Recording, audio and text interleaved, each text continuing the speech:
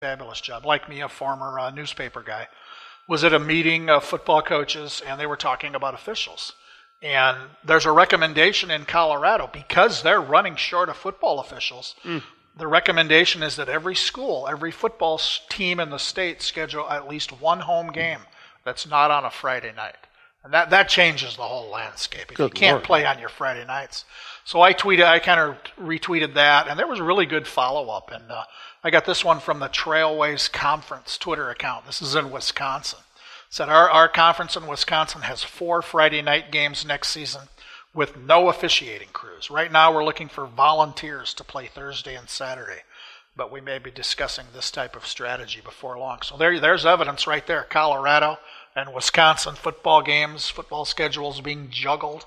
And here, it's not rare here. We'll have football crews work 2 games on a Friday. If they can't find officials, one of those games, sometimes they'll move them to 4 o'clock or 3 o'clock, and officials will do it, get in the car, drive to the next game, and get going. And it's an issue. We're not in that kind of dire straits here in Minnesota right now, but it's becoming a thing around the country, so we'll keep our eyes on that.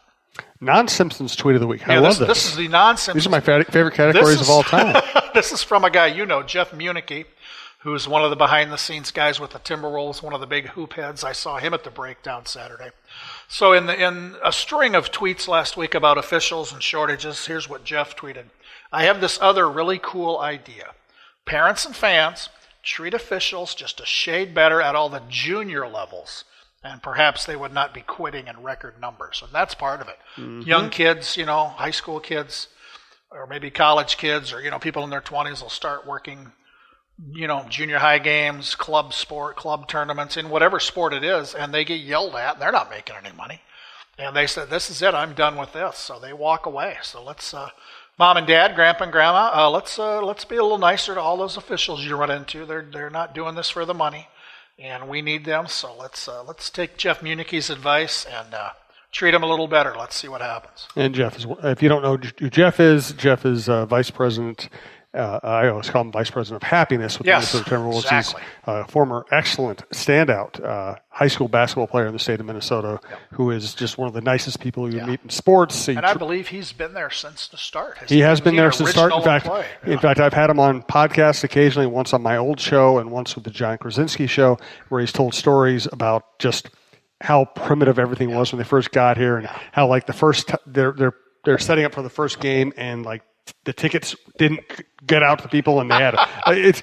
Jeff tells great stories. So if you ever follow us on social media and see that I had Jeff on as a guest on any of the shows, you got to listen because he's well worth it. He kills it. Yeah, he's a Lake City guy, so he was over there watching Lake City play at the Breakdown and hung around to watch some of the other games. It's always good to see him in person because he's one of the best guys around. He is. Medical story of the week. Yeah, I think I referred to this earlier, Jim. Monoman-Waban, this is our state champion in 1A football this year. Interesting story. Hallie Clark, I think Hallie's 19, maybe 20. She's the daughter of John Clark Jr., the head coach at Monoman-Waban. One of the assistant coaches is her uncle, Paul Clark. So Hallie Clark has been needing a kidney transplant. It's kind of a dire situation. So a few days ago, she got a kidney, and her uncle Paul donated a kidney. But this is one of the wildest stories. This tells you about medical technology. So in Minnesota, Paul Clark has his kidney removed. It is flown to Cincinnati, Ohio, while another kidney is being removed from some donor in Cincinnati, coming this way for Hallie Clark. So uncle didn't give niece, they must not have been a perfect match, but they found a perfect match both ways. Paul donated one to somebody in Ohio. Somebody in Ohio donated one to Hallie Clark, and everybody's doing great. I saw some reports this morning that Paul's up, he's home, moving around, and Hallie's still being looked at and has had kind of a bumpy ride here, but it looks like everything's great. And best wishes to everybody involved at Monoman and Waban and the Clark family. We think this is a great story. Hope everything works out fantastically. Wow, that's that blows your mind, doesn't it? Shake your head at that. It's Good Lord. Biggest little school in Minnesota. Okay, we've talked about Spring Grove. Phil Griffin, the Simpsons tweet of the week, is the best pork chop griller in Spring Grove. I'm going to be seeing some of my Spring Grove friends in person here again. This goes back to the I'm not sure the analytics community would want to just have you toss that off. I think we need some evidence. Some evidence. Well, I've been to a lot of sporting events, eating a lot of pork chops and everything else. And, Becker, pork chops at Becker football games. I've told Phil this. In all honesty, Phil, you're not number one. Becker, the pork chops in Becker are number one. You're in the running for number two. They're pretty good. They're real good. And so I don't know if he grills them at indoor basketball games. I doubt it. But if he does, I'm going to have one. But Spring Grove was the leader in our food donation, our Sack Hunger campaign with Second Harvest Heartland. They've given me a couple of sets of numbers, and they keep getting bigger. Okay, this is a small town, southeast Minnesota. The enrollment at the high school is 101 students. So they raised more than 2.5 tons of food, 4,760 pounds. That's huge right there. They also raised $2,500 in cash. And this is all going to stay in Houston County. Feeding the hungry, it's incredible to me when you got a school with 101 kids that you're raising that kind of money and all that food. So there's a road trip coming at some point in January. One of my friends from Second Harvest Heartland and I, we're going to go down there for a basketball game. We'll have a brief little ceremony before the game or at halftime, however they want to do it. And Spring Grove Lions, we're bringing prizes. Just so you know, I'm not going to tip my hand. We're bringing stuff that I think everybody will enjoy down there. So, way to go, Spring Grove! It's tremendous. I can't thank everybody down there enough for really becoming the stars of this thing and really getting us off on the right foot on what we're going into. We didn't know what we were going to have here. Let's try this. Let's try to do things. Let's give schools an opportunity. And other schools took part, but nobody came close to 2.5 tons in Spring Grove. That's fantastic. Yeah. Let's wrap up the show with Twitter questions. Once again, if you'd like to advertise with this program and reach a statewide audience, you can reach me at talknorthpodcast@gmail.com. Or if you want to sponsor any of the other shows across the network, we had about 145,000 listens last month, and we continue to grow. Let's do our first Twitter question, which is, I lost it. I'm going to get back to you. Well, MJ, our friend MJ, asked, going back in the Wayback Machine, did anybody know Lindsay Whalen was going to be this big a deal? I was covering high school basketball when she was at Hutchinson. I never saw her play. Mm-hmm. And outside of Hutchinson and their conference, I don't think a lot of people did. She was honorable mention All-State. And part of it was her team never got to the state tournament. Yep. She was all-conference for 4 years. She was on the varsity as an 8th grader, was a starter as a 9th grader, was doing these remarkable things, but nobody saw her play because the team wasn't at that level. And the big thing, she missed half the games in her senior season with an injury. So I don't know if anybody was surprised when the Gophers gave her a scholarship. I know she took it right away because Andy Rosberg, who was her coach, told me. He heard it from the Gophers coach, Cheryl Littlejohn, at the time. I'm going to offer Lindsay. And he told Lindsay, and she said, okay, I'm going to go there then. It's amazing that Cheryl Littlejohn did something right while she was at the U. Thank goodness for Cheryl. But no, she was, she had some other offers. Andy couldn't remember where. I'm sure all those smaller schools, but I don't know if she had any other D1 offers. It'd be a great question for her. But no, nobody, looking at what she became as a player, much less as a professional and now a coach, nobody saw this coming. No. She's the most, talk to people in Hudson, she was the most dedicated athlete, male or female, they've ever seen down there. She spent countless hours in the gym and but was a 3-sport athlete too, and was busy all the time and always had a smile on her face, just like she is now. But no, this is one of the great stories of Minnesota sports history, where Lindsay Whalen was and what she became. I mean, I first time I covered her was at the Big Ten women's tournament in Indianapolis, and the only reason I went there was because Cheryl Littlejohn was under fire, and there was a big thing that needed to be covered.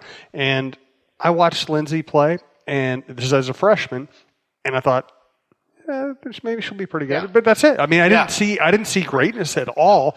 No. Her freshman year at Minnesota, she did average 17 points a game. Okay. She was a nice player and three assists a game. But I just didn't see greatness. I didn't. And now she's like the greatest athlete in Minnesota history. Right. Exactly. Yeah. No, it's a heck of a story. It's hard to beat that one. Absolutely is. And MJ asked another question. When will I take in a high school event with John, any sport? My serious answer is I do an occasional high school column, but usually by the time I get to a high school story, everybody's already covered it. I'm not going to be first on the scene because I'm doing other things. Right. And the other thing is, frankly, a lot of the big games happen on Friday nights, which I don't work on Friday nights. That's like my date night. It's the one night I know I'm not going to need to work. Right. So that's my night I always have off. Yep. Or on Saturdays, and I usually write Sunday columns earlier in the week, or on Friday they have to be turned in for the Sunday paper. Yep. Or I'm covering the Vikings, which is I write something for the Sunday paper on the Vikings. So I like the idea of going out and covering a game on the weekends with John, but I don't know if it's going to happen. Okay. Just to be honest. Here, I'll offer you the shotgun seat in my car, Jim. We're recording this Monday afternoon. Mm-hmm. Tuesday night, I will be watching a girls' basketball game at Westbrook Walnut Grove. Do you know where that is? No. It's in Minnesota, southwest Minnesota. I'm going down there for a cool story, which we can talk about next week. But if you want to go for a long ride, it's about 2.5 hours each way. And I'll be there at 6 o'clock for the B Squad girls basketball game. So if you're really bored and you want to ride in the car with me, that's a fate worse than death. But we'll get you out there somewhere. We will do this at some point. I promise. Good question, MJ. Yes, thanks. Lee Larson asks, would you ever leave the mshsl to become White House Chief of Staff? Lee Larson, another great Twitter agitator from Jackson, Minnesota, at SportsDoctor44. Would I ever leave this job to become White House Chief of Staff? My reply was, I turned it down months ago. And then you threw in there, it's a smocking hot job, which if you're not into Twitter, you don't know what that means. But that's a great line. Well, thank you. And then our friend Chad Courier at the Mankato Free Press, he threw this in. He says, I bet there's unlimited cheese sauce in the White House. That's a good point. That's a great point, but I'm still no. My no is final. Well, I think the job's just going to go unfilled. I think that's where we are at this point. I think we know who the chief is. I think what we need to do is I think somebody could volunteer to help ref maybe some B-level high school games and be the White House Chief of Staff. I think so. I think you can do both. And the abuse solve two problems with one stone. You wouldn't be happy in either one. You wouldn't have total control in either one. But hey, do what you got to do. Thanks to everybody who listens. We appreciate it, and thanks for putting up with our silliness. Again, thanks to our producer, Brandon Morton. You can reach me at talknorthpodcast@gmail.com. Please download it before you listen. We'll be back with more stories from the road with John Millea next week.